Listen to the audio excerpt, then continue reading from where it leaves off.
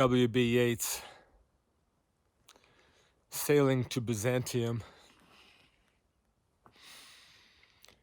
That is no country for old men, the young in one another's arms, birds in the trees,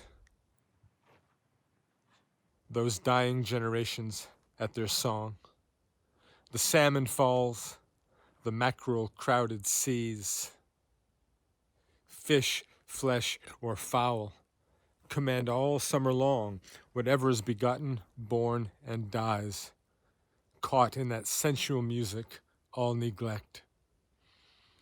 An aged man is but a paltry thing, a tattered coat upon a stick, unless soul clap its hands and sing, and louder sing for every tatter in its mortal dress.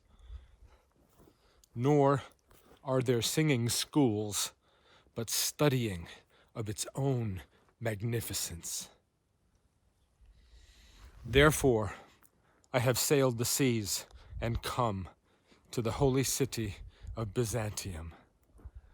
O sages standing in God's holy fire, as in the gold mosaic of a wall, come from that holy fire, burn in a gyre, and be the singing masters of my soul.